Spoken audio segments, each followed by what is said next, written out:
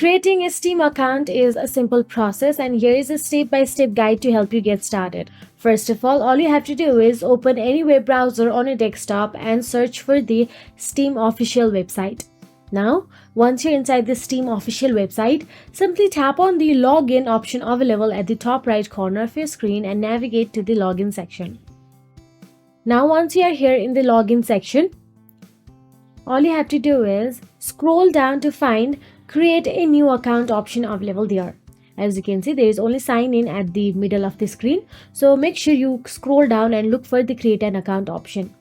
Now here, enter your email address first of all, then confirm your email address, and all you have to do is choose your country and tap on the I am a human captcha. Then also make sure to tap on the I am over 13 option available there and continue with this.